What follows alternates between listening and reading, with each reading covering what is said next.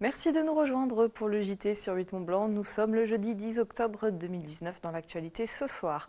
De nouvelles résidences à Anne-Sylvieux, un nouveau campus du côté de Chambéry.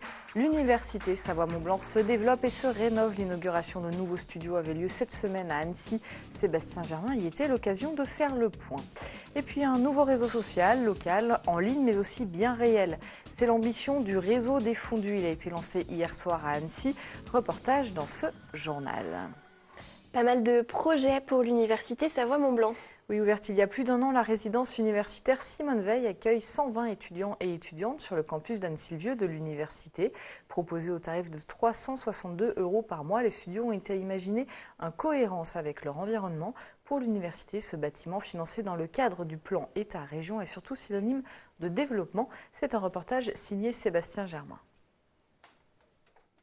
Bonjour, je m'appelle Enola Lopez, je suis étudiante en BTS Management des unités commerciales. Bienvenue chez moi. Comme Enola, étudiante à Annecy, ils sont 120 jeunes à avoir élu domicile dans la résidence universitaire Simone Veil, en plein cœur du campus de l'université Savoie-Mont-Blanc, à Annecy-le-Vieux. C'est vrai qu'il n'y a pas beaucoup de résidences universitaires sur Annecy et en avoir une neuve, je pense que c'est vraiment une chance. J'ai la chance d'avoir mes parents à Annecy. Mais c'est vrai que quand on n'a pas notre famille ou quoi et qu'on est dans un appartement qui est assez vieux, assez triste, c'est vrai qu'on n'est pas très bien et être dans une résidence neuve, ça porte du baume au cœur, je dirais. La résidence Simone Veil, ce sont donc 120 studios de 18 mètres carrés, dont 6 adaptés aux personnes à mobilité réduite. L'architecture et les prestations sont en lien avec le milieu naturel existant pour coller au plus près du plan national 60 000 logements étudiants. Cette ville d'Annecy et l'université de Savoie-Mont-Blanc se développent de manière tout à fait considérable. Le logement pour les étudiants est la première question, évidemment, à laquelle ils pensent et leur premier besoin, leur premier poste de dépense aussi. Et nous remplissons particulièrement bien notre mission aujourd'hui de service public de proposer une résidence de très très grande qualité. Avec ce nouveau bâtiment, l'université Savoie-Mont-Blanc confirme ses envies d'expansion, symbolisées par 2 autres chantiers d'envergure, la Maison de l'Action publique internationale et surtout le tout nouveau complexe sportif.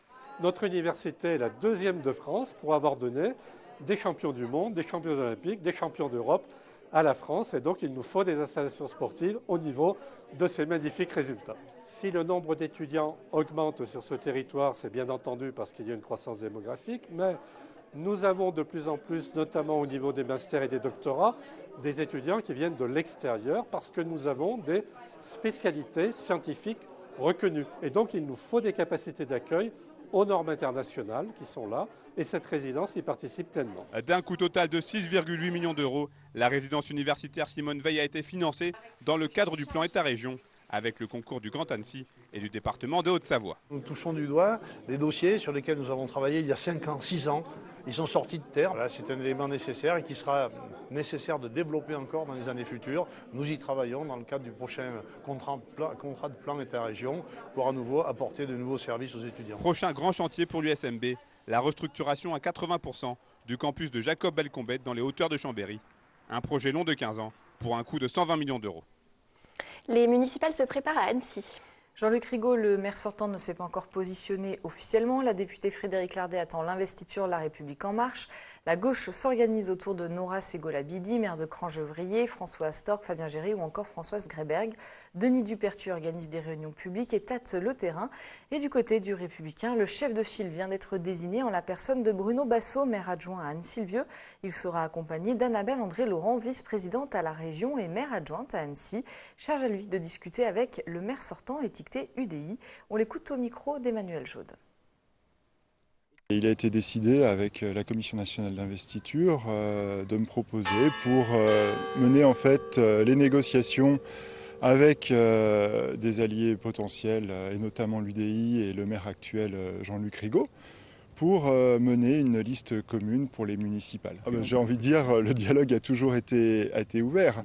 Après, il y a vraiment une ligne rouge qu'il ne faudra pas dépasser pour nous républicains, c'est qu'on ne veut absolument pas d'accord avec le Rassemblement national et ça nous paraît vraiment très compliqué de travailler avec une gauche qui est tout le temps dans l'opposition et assez stérile sur Annecy. Même si parfois, et on l'a vu avec la fusion des communes, on arrive à bien travailler sur beaucoup de sujets, il y a quand même des sujets majeurs où on ne se retrouve pas forcément. Et j'ajoute qu'à Annemasse, c'est Maxime Gaconnet, conseiller municipal d'opposition, qui a été investi pour conduire la liste Les Républicains face à Christian Dupessay, notamment maire sortant socialiste. Et les municipales se préparent aussi à Faverges. Oui, le maire sortant Marcel Cataneo a annoncé cette semaine qu'il briguait un second mandat. Pour sa campagne, il sera accompagné de Patrick Duc, qui n'est autre que son principal opposant lors des dernières municipales en 2014. L'ancien maire Jacques Dalex mènera également une liste au mois de mars prochain. À ses côtés, Jeannie Tremblay, élue dans l'opposition et grande opposante notamment du tunnel sous le Semnoz. Un mot de justice. 4 militaires sont jugés aujourd'hui et demain, vendredi, devant le tribunal correctionnel de Lyon pour homicide involontaire et blessure involontaire. Un procès qui fait suite au décès en 2016 de 6 jeunes légionnaires emportés par une avalanche à Val-Fréjus en Maurienne. Pour rappel, le 18 janvier 2016, 51 militaires du 2e régiment étranger de génie de Saint-Christol participaient à une sortie à ski de rando lorsque l'avalanche a eu lieu.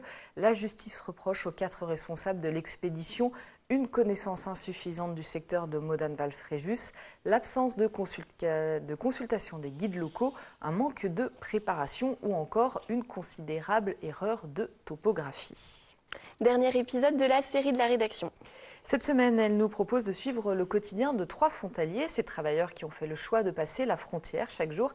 Ils sont plus de 85 000 dans le seul canton de Genève. Après l'animation 3D et l'enseignement, Victoria Lopez s'est intéressée au domaine de la santé. Elle a rencontré un jeune infirmier formé en France. Il a décidé de partir travailler à Genève au sein des hôpitaux universitaires. Parmi ses motivations, le salaire bien sûr, mais aussi de meilleures conditions de travail. Reportage. J'ai bu mon café, je suis en grande forme. J'ai fait une petite sieste avant, mais ça, vous ne l'avez pas vu. 13h30 à Douvaine. Damien se prépare pour sa journée de travail. Infirmier depuis plus d'1 an, il a fait le choix il y a quelques mois de partir exercer en Suisse.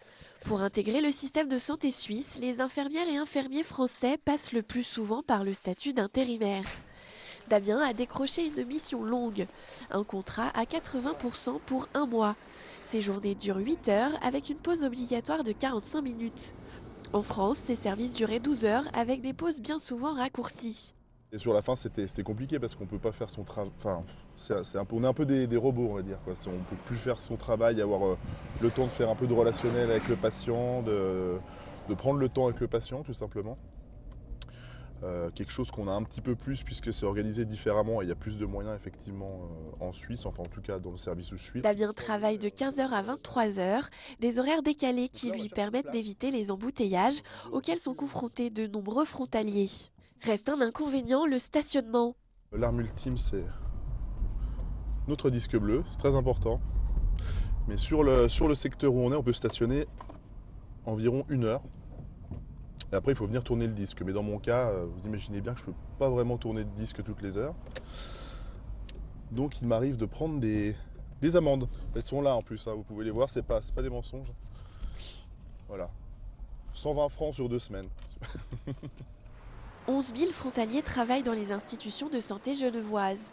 Ils représentent 1/3 des emplois. Un canton comme Genève n'est pas autosuffisant en termes de formation. Et de nouveau, ça a toujours été comme ça. Ça s'explique par l'exiguïté du territoire d'une part, et puis par l'attrait des hauts revenus aussi. C'est-à-dire qu'évidemment, donc on peut fonctionner en recrutant ailleurs. On a moins un incitatif à développer des dispositifs de formation qui répondent à tous les besoins. Maintenant, je crois qu'il y a un effort énorme qui a été fait ces dernières années à Genève, justement pour avoir un équilibre qui soit quand même sain dans le dialogue transfrontalier sur les collaborations sanitaires. En Suisse, dans le domaine de la santé, les salaires sont 2,5 fois plus élevés qu'en France. Les hôpitaux universitaires emploient près de 12 000 collaborateurs. Parmi eux, on compte plus de 2 000 infirmiers titulaires français résidant en Haute-Savoie. Un nouveau réseau social vient d'être lancé.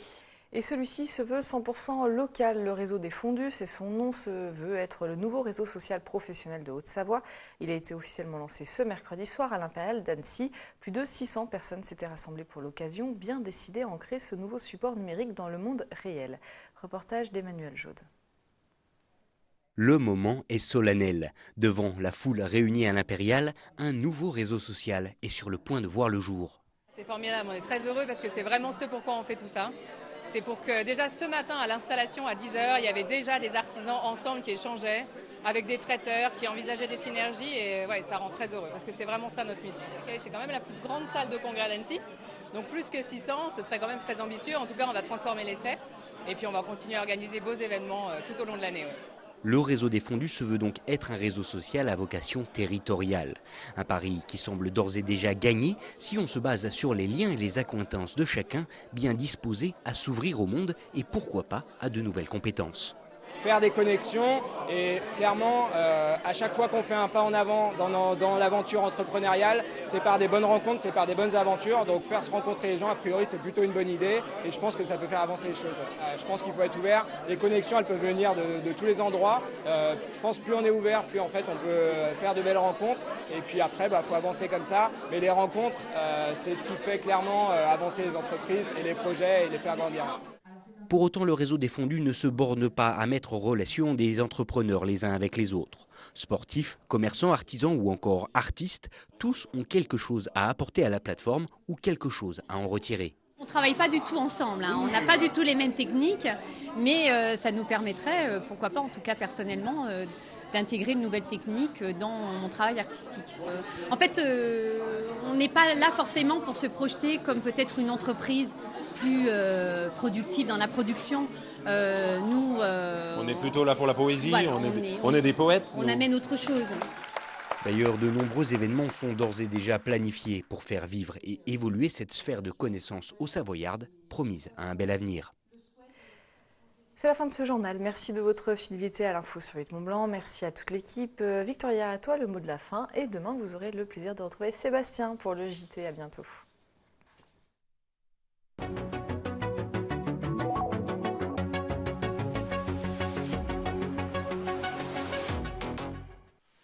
Et voilà, Accès Direct, c'est terminé pour ce soir, mais restez avec nous. Si vous nous regardez en direct, vous avez rendez-vous à 19h avec Maurienne Odyssée, un documentaire sur le développement du tourisme en Maurienne.